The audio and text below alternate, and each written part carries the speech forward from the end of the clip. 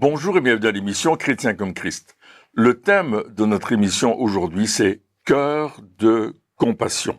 Et nous voyons dans les évangiles que Jésus va toujours agir avec une grande compassion. Alors Christine, tu as un texte à nous lire, oui, n'est-ce pas, pour nous montrer ce que je suis en train de dire dans Matthieu 14. Exactement. C'est un premier exemple où on voit que Jésus, lorsqu'il sortit de la barque, il vit une grande foule et fut ému de compassion pour elle et il guérit les malades.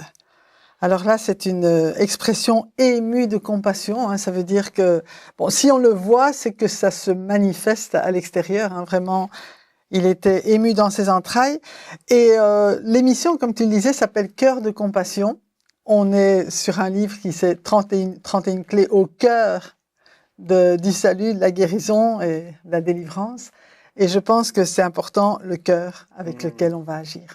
Oui, parce que souvent, on dit, en tout cas, on a, je sais pas si moi j'ai déjà entendu des enseignements qui disent, attention aux émotions, attention à ce que, voilà, ça ne prenne pas le dessus. Mais là, dans cet exemple-ci, clairement, la compassion est quand même une émotion. C'est quand même, en tout cas, il est ému, il y a quelque chose qui se passe, il exprime quelque part sa compassion. On le voit, tu le dis, si c'est écrit Jésus fut ému de compassion, c'est que ça s'est vu. Oui. C'est que ceux qui étaient avec eux, c'est pas que Jésus a fait oh, je vais guérir les malades. Non, il y a eu quelque chose qui s'est passé. Peut-être qu'il a commencé à pleurer. Peut-être que, je sais pas moi. Peut-être en tout cas, on a vu fortement sur son corps, en tout cas son expression, que il y avait quelque chose qui se passait à l'intérieur.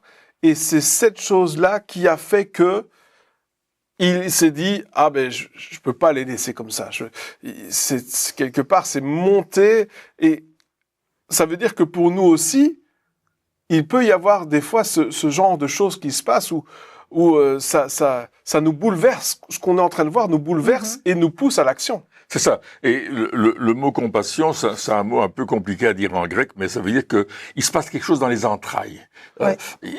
On est remué dans nos entrailles. Il y a quelque chose qui nous dérange. Et en fait, ce que Jésus voit, c'est qu'il voit l'œuvre du diable. C'est-à-dire qu'il a rendu les gens malades, infirmes, malheureux. Et Jésus dit, je peux pas, moi je suis venu pour apporter la lumière. La ville qui marchait dans les ténèbres a vu une grande lumière. Le pays qui était dans les ténèbres a vu une grande lumière. J'apporte cette lumière. Jésus a dit, je suis la lumière du monde. Tant que je suis dans le monde, je suis la lumière du monde. Et il est en train d'apporter l'amour de Dieu. Parce que la compassion, elle est liée à l'amour. Elle est liée au fait qu'on aime les gens. C'est vrai. Jésus ne va pas prier pour faire des performances, mais il avait cet amour pour les gens. Et il est venu là en disant, mais je peux pas les laisser comme ça. Je peux pas les laisser dans l'état où ils sont. Parce que toutes ces personnes étaient là, ils attendaient quelque chose. Ils étaient venus pour recevoir leur guérison. Et Jésus a dit, je peux pas passer au-dessus. Je peux pas dire, non, mon agenda est plein aujourd'hui, j'ai plein de rendez-vous, je peux pas m'occuper de vous. Non! Il a pris le temps. Il a prié pour chaque personne. Il s'est approché de chaque personne et il est dit que il guérit les malades. Il a pris son temps. C'est un amour extraordinaire. Donc quelque part, cette compassion, c'est pas juste une sensation. Alors c'est un sentiment, c'est quelque chose quand tu dis on est bougé dans nos entrailles, il y a quelque chose qui se passe en nous, mais elle nous pousse à l'action. Exactement. C'est ça, donc on n'est pas juste dire flûte, oh là là, les pauvres petits, je sais pas trop ce qui se passe, tant pis, je continue mon chemin. Ici, c'est quand même une compassion qui pousse à l'action, parce que souvent, je dis ça parce que on nous montre des fois des choses à la télé, des reportages, et machin, mais on est triste quelque part, où on se dit mais faudrait faire quelque chose et tout, mais il y a rien qui se passe. Non, c'est-à-dire que on voit un problème et on se dit je peux pas le régler, et donc on se met en retrait et on ne fait rien, pour ça, ou peu importe. Mais ici, cette compassion de Jésus, elle est pas vaine. Elle est pas. Il y a ce sentiment, mais ça n'en reste pas là. C'est ça. Ça pousse à l'action, et une action qui va amener un véritable changement, une véritable guérison quelque part. Oui, ça va amener la guérison et c'est une action qui pousse quelque part. Tu vois les gens qui souffrent et puis tu dis mais comment je peux rester dans mon confort alors que je peux les aider? Et ça va nous faire sortir de notre confort. Ça va nous faire des choses qui peut-être vont nous coûter aussi, mais les personnes qui sont devant nous sont tellement importantes aussi à nos yeux. C'est important, je peux faire quelque chose et comment je pourrais rester alors que j'ai reçu cette autorité. Bon, Jésus, il est venu pour guérir, il est venu pour sauver, il est venu pour délivrer, il est venu pour détruire l'œuvre du diable. Et je crois qu'il était ému de compassion en voyant le mal que le diable avait fait à ces personnes. Et il dit, mais moi, je suis venu, non pas vraiment leur apporter la vie, je suis venu leur apporter la vie et annuler, je vais dire, l'œuvre que le diable a faite en eux, et j'ai l'autorité pour ça. Ouais. Donc, peu importe mon confort, parce qu'à certains moments, il va voir des foules alors qu'il a juste envie de se reposer. Mais non, hein, il était dans la barque, il était fatigué, mais la foule est là et il s'oublie lui-même pour venir guérir les malades et prendre le temps pour chacun. Et je pense que la compassion, comme tu dis, elle nous pousse à l'action, mais elle peut nous pousser à une action sacrificielle aussi, de pouvoir nous donner nous-mêmes pour que les autres puissent être guéris. C'est simplement le fait de prier pour les malades. Alors quand il y a une personne malade, ça va. Mais quand il y a toute une foule qui est devant nous, les réunions, parfois le soir, ça se termine relativement tard parce que tout le monde a soif de recevoir, quoi. Ouais, donc, et c'est ça aussi la différence avec Jésus et nous aujourd'hui, c'est que non seulement il voyait qu'il y avait un problème, il y avait quelque chose qui se passait en lui, mais en plus, il avait la solution. Oui. Et nous aussi, on a la solution. Tout à fait. On porte avec nous, on l'a dit dans l'émission précédente, on amène avec nous la réalité du royaume de Dieu, on amène avec nous cette dimension qui amène une guérison. Et comme tu dis, la compassion amène à donner et de manière sacrificielle, comme Jésus s'est donné de manière sacrificielle. Il dit, ma vie ne m'appartient pas, je la donne librement, j'ai décidé de faire don de qui je suis, de ce que je suis, de ce que je fais.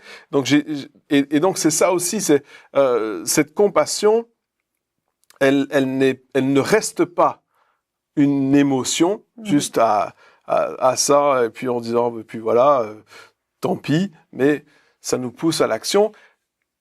La bonne question, c'est à quelle action? Parce que quand on a compassion, on a envie de faire quelque chose, mais quoi?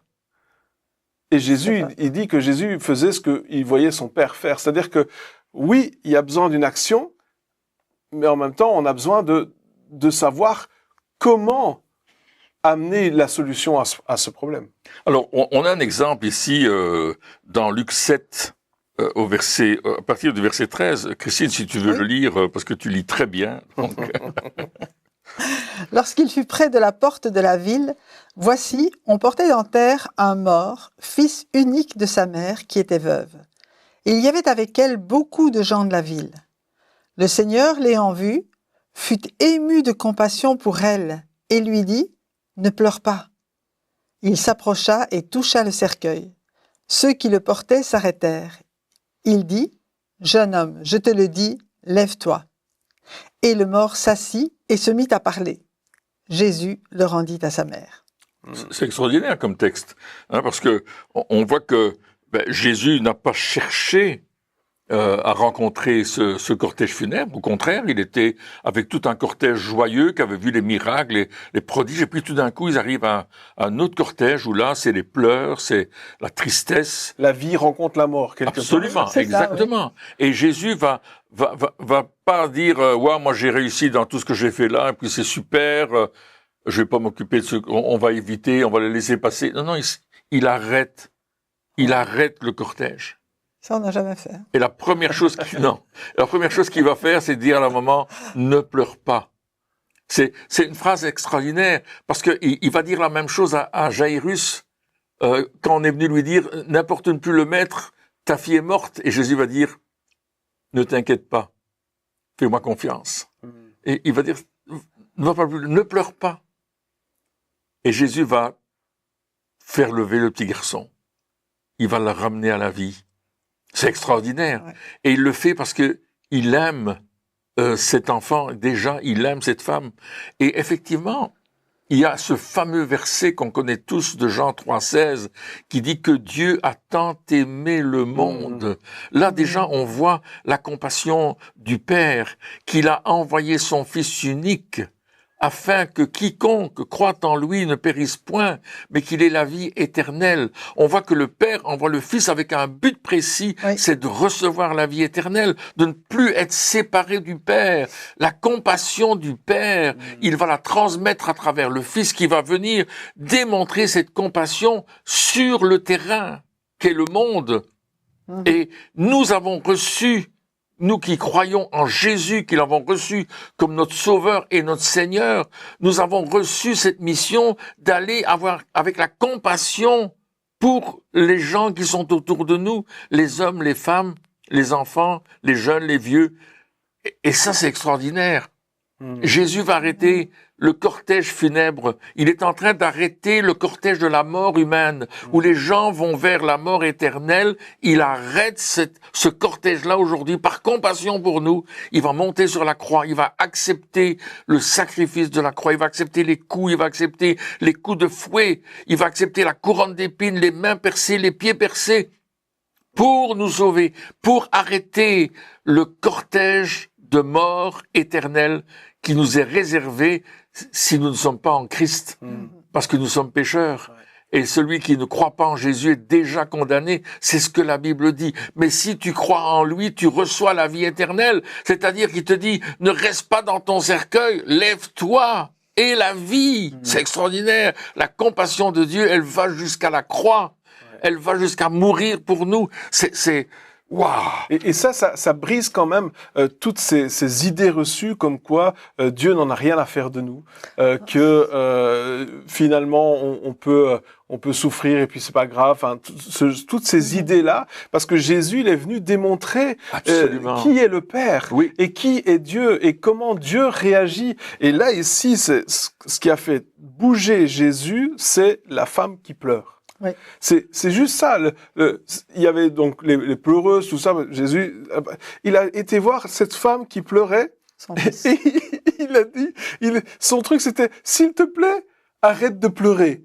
Mais quand tu vois ta femme qui pleure, qu'est-ce que tu fais? T'as envie qu'elle arrête de pleurer. Quand tu vois quelqu'un, si par exemple t'es fâché contre quelqu'un, je sais pas si, mais t'es fâché contre quelqu'un, et puis tu commences à l'engueuler, puis il pleure. Qu'est-ce que tu vois? Oh, tu fonds à l'intérieur. Il y a quelque chose qui se passe, même tes enfants, machin, tu te dis, ah, mais flûte, alors, je veux les reprendre, mais en même temps, ils sont en train de pleurer. Il faut que je fasse quelque chose. C'est ce que Jésus s'est dit. Il dit, ah, mais je vois une personne qui pleure. C'est quand même dingue. On peut se dire, ah mais non, il faudrait qu'il y ait un plus grand problème, il faudrait qu'il y ait quelque chose. Mais là, c'est juste une personne qui pleure. Et c'est ça qui va toucher Jésus. Et là, si encore après ça, on dit, ah mais Dieu, il en a rien à faire de nous, et peu importe ce que je vis, de toute façon, il en a rien à faire. On peut pas penser ça. Parce que il y a cette compassion qui est là, et nous, on est ému de la même compassion. C'est-à-dire, moi, je me souviens, cette histoire, on était dans une réunion, je présidais une réunion, et puis tout d'un coup, il y a un homme qui était là, ça faisait pas longtemps qu'il venait à l'église, et puis, à un certain moment, on termine la louange, on va arriver dans le message, voilà, c'est le temps où, je sais pas, il y a des annonces, peu importe, et là, c'était pas le moment pour rien d'autre que ça. Et le gars, il se lève, tout d'un coup, et il dit, s'il vous plaît, priez pour mon fils.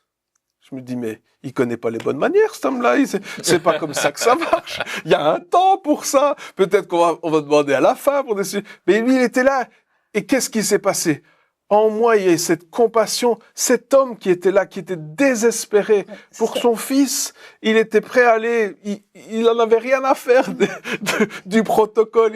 Il avait juste envie que son fils il soit sauvé, que son fils il revienne au Seigneur, ou je sais plus ce qui s'est passé. Et là, je me dis, cette compassion est montée. Et puis j'ai dit, on va prier pour son fils. Et c'est comme si tout d'un coup, l'Église a été émue de compassion. Et tout le monde s'est levé, on a commencé à prier pour son fils. Et puis ce qui s'est passé, c'est que son fils, il est revenu, il a été touché par Dieu, etc. Mais c'était un geste ému de compassion, ça va au-delà du protocole, c'est comme si Jésus il dit bon les gars, c'est bien votre protocole, c'est bien votre manière de faire les choses, mais cette compassion là, elle est là pour bouleverser tout le reste. Amen. Elle est là pour changer la manière dont tu fais les choses, et elle est là aussi pour nous bousculer. Notre compassion va nous bousculer aussi, va bousculer notre manière de voir les choses, parce que quelque part, Dieu n'en a rien à faire de notre protocole. Il en a rien à faire des bonnes manières. C'est vrai. À un certain moment, il dit non, moi, ce que je cherche, c'est ton cœur. Il est où ton cœur? Et quand il y a le cœur qui est vu, alors à ce moment-là, il dit ok. Et c'est ça, Jésus arrête le cortège funèbre. C'est pas poli de faire ça. Non, Ça non, ne c'est se vrai. fait pas. C'est vraiment, c'est impoli. Comment est-ce qu'il peut ne pas respecter le mort? Comment est-ce qu'il peut ne pas respecter la famille? Il va au-delà on fait pas, ça ne se fait pas. Mais la compassion nous fait faire des choses qui ne se font pas. Ouais. Ça nous fait faire des choses qui ne se font pas pour apporter la vie là où règne la mort, justement. Ouais. Et là, en fait, ce qui se passe, c'est qu'il y a une rencontre. C'est vraiment la rencontre entre les deux cortèges, mais c'est la rencontre de Jésus. Et la Bible dit, quand un malheureux crie, l'Éternel entend et il le sauve de toutes ses détresses. On ne sait pas trop ce qui se passait aussi dans le cœur de la mère. Peut-être elle était juste éprouvée, effondrée, et probablement c'est ça qui s'est passé. Et pour elle, il y avait même pas d'espoir. Mais Jésus est venu lui rendre l'espoir. Et Jésus va là où il n'y a plus d'espoir. Et ça, c'est extraordinaire. C'est que, comme tu dis, hein, il brise tous les protocoles. Si on faisait ça aujourd'hui, on serait mis au tribunal. Non, mais sérieusement, c'est vrai. Si on va, il y a des personnes qui ont essayé d'aller prier pour ressusciter les morts, ben, la famille était outrée.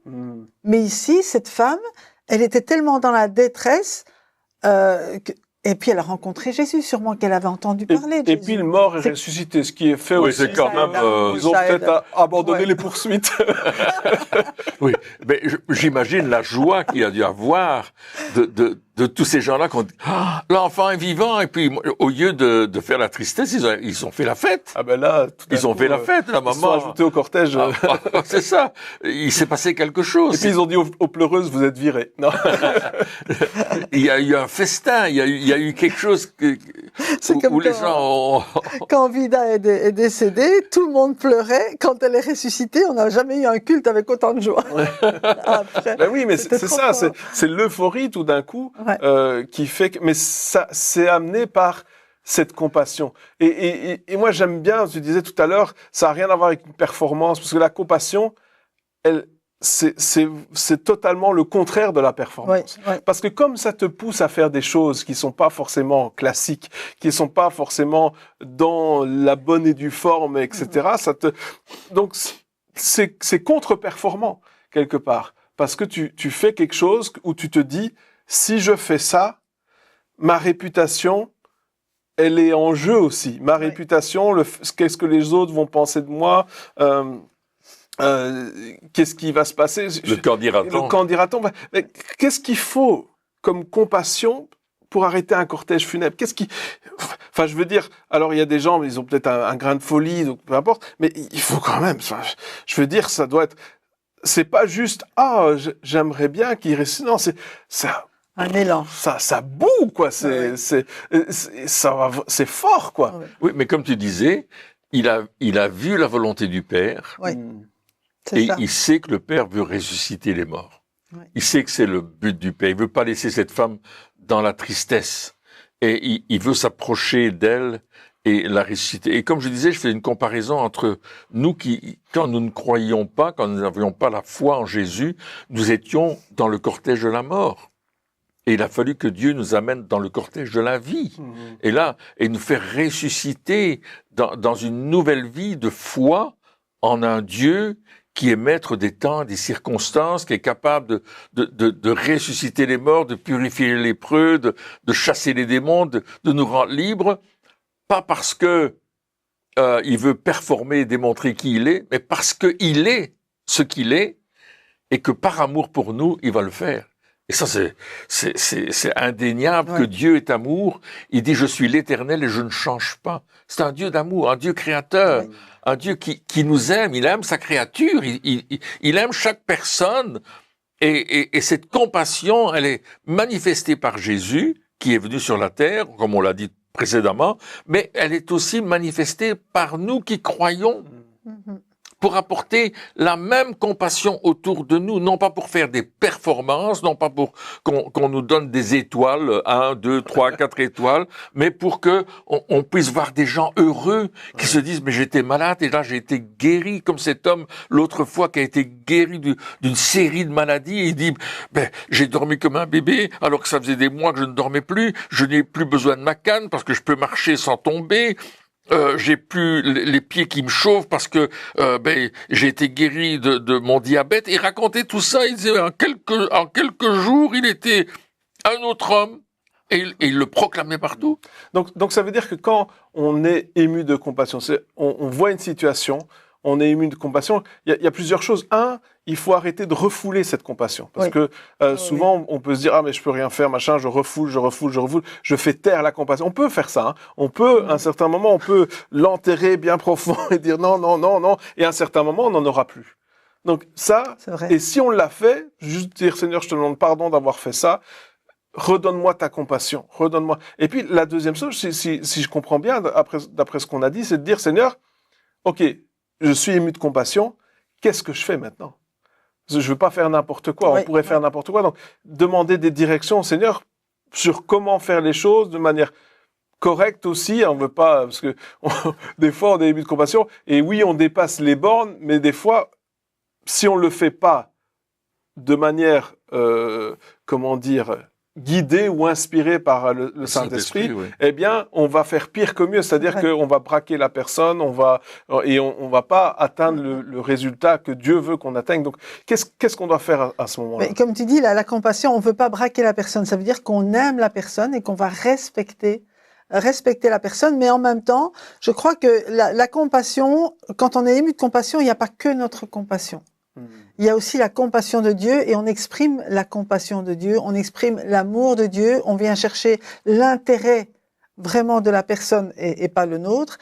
Et je crois que pour faire des actes, fous, hein, comme le fait de ressusciter un mort qui est dans un cercueil, il faut vraiment justement avoir reçu une instruction et une conviction profonde. On ne va pas seulement prier pour la résurrection de quelqu'un par devoir. Ah ben il est ressuscité, c'est normal qu'on prie pour sa résurrection. Non, il est mort. Pardon, il est pas mort. Il est mort, c'est bon, ok, ben on va prier pour sa résurrection, ce qui nous est arrivé il y a quelque temps avec une personne qu'on aimait et qui est décédée subitement. Mais en fait, il n'y a pas que ça. Il faut vraiment la conviction de Dieu. Oui, c'est ma volonté que cette personne ressuscite. Et donc, on va avoir l'élan qui vient pas seulement de nous, mais qui vient de la compassion et de la puissance de Dieu à travers nous. Oui, donc, si je comprends bien, il faut faire la différence entre l'idée de ce qui devrait être fait, c'est-à-dire que c'est correct politiquement ou c'est ce qu'on aimerait bien, c'est ce que nous on aimerait. On voit quelqu'un qui a dans le besoin, etc. On a nous-mêmes notre désir humain qui est là et qui est bien, c'est normal. Comme tu dis, notre ami qui est mort subitement, on aurait tellement aimé qu'il ressuscite, etc. Mais moi, je me souviens quand c'est arrivé, oui, bien sûr, je voulais ça, mais en même temps, je priais, puis ce que l'Esprit me disait, jamais pas ce que l'Esprit de Dieu me disait. Parce que l'Esprit de Dieu dit, non, c'est le temps, c'est fini, c'est comme ça, c'est tout. Et moi, j'étais, mais non, c'est pas tout. Mais, donc, il y a ça. Il faut faire la différence entre, ce que nous, on aimerait, et puis, ce que Dieu veut. C'est ça. Et des fois, ça va ensemble. Des fois, ça colle. Et même, des fois, ce que Dieu veut, c'est encore plus grand. Et à ce moment-là, il faut suivre. Mais des fois, Dieu dit, mes pensées sont pas tes pensées. Mes voix sont pas tes voix, obéis. Mais quand les deux vont ensemble, là, à ce moment-là, on peut agir. Oui, c'est ça. Et la question qu'on devrait se poser chaque fois, c'est que ferait Jésus s'il était là? Qu'est-ce qu'il ferait? Comment est-ce qu'il agirait? Il est notre exemple suprême. On n'a pas à prendre exemple sur d'autres qui ont fait ceci ou cela. L'exemple que nous devons prendre, c'est celui de Jésus. Comment est-ce qu'il a agi dans tous les cas où il a vu des gens qui étaient dans la détresse, qui étaient dans la misère, il a eu de la compassion. Et la compassion est allée vers les personnes d'une façon pratique, c'est-à-dire qu'il a prié pour chaque personne, il a pris son temps pour guérir tous les malades. C'est vrai. Ici, il a pris son temps pour purifier le lépreux. C'est une autre texte de la Bible où, dans Marc au chapitre 1, il y a un lépreux qui vient vers Jésus et le lépreux dit, si tu le veux, tu peux me rendre pur. Jésus dit, je le veux, sois pur. Ouah! Et le lépreux est pur, il touche le lépreux, boum, sa peau redevient comme une peau de bébé. Attends, quand t'es lépreux, c'est pas le cas, hein. Ta peau, elle est affreuse, quoi. Là, ça se voit sur le visage, sur les mains, partout. Et là, ému de compassion, Jésus va toucher le lépreux. Parce que ça fait partie du commandement que Jésus a donné à ses disciples. Annoncer le royaume, ressusciter les morts, guérissez les malades, purifier les lépreux, chasser les démons. Et ça fait partie d'un ordre. Et ça fait partie d'un plan où Dieu veut nous libérer aussi de toutes ces choses qui sont tellement affreuses qu'elles ont détruit la vie de beaucoup de personnes. Et on sait que c'est cette question qu'il faudrait se poser. Que ferait Jésus à ma place? Que dit la parole de Dieu que je dois faire? Là aussi, c'est notre référence. Ou que je ne dois pas faire. Ce sera toujours en accord. Il faut être en accord. Avec la parole de Dieu. Oui. Avec le Saint-Esprit qui nous parle, la parole de Dieu, la volonté de Dieu et l'exemple de Jésus. Comment est-ce qu'il a fait? Et prenons les exemples où Jésus montre cette compassion et demandons-lui la compassion. Si on manque de compassion, demandons-la. Dis Seigneur, j'ai besoin de la même compassion que toi. J'ai besoin d'aimer comme toi tu aimes. Qu'est-ce que tu me demandes de faire? Qu'est-ce que tu me demandes de faire de ma vie? Parce que là aussi, c'est ça. C'est vrai. Mais j'aimerais revenir sur le lépreux. La compassion, dans ce cas-là, elle va au-delà de la peur, de la peur de le toucher. Elle va au-delà du jugement ou de ce qu'on voit. La compassion, elle voit ce qu'on ne voit pas. Elle voit le cœur de la personne. Peut-être que on peut reparler du bon samaritain. On pourrait dire, mais qu'est-ce qu'il faisait sur ce chemin-là, etc. Mais non, la compassion, elle va au-delà de ça. Et elle voit la détresse de la personne et elle voit son besoin plus que les raisons pour lesquelles il est dans le besoin, je veux dire. Et puisqu'il y a la possibilité de l'aider, puisqu'on a reçu ce mandat aussi de la part de Dieu de bénir, de guérir, de purifier, eh bien, c'est là ce qui est notre rôle. Si le cortège de la mort rencontrait Jésus, mais lorsque quelqu'un nous rencontre ou qu'on rencontre quelqu'un, Jésus vit en nous. Et donc, la vie de Jésus en nous, bien, notre rôle, c'est de la communiquer à la personne qui en a besoin. Ouais, c'est le temps où on dit, Seigneur, maintenant, redonne-moi ce cœur de compassion parce que je veux vraiment atteindre les perdus. Absolument. Eh bien, chers amis, merci encore de nous avoir suivis pour cette émission. Et puis, on se retrouve très bientôt pour la suite. Au revoir.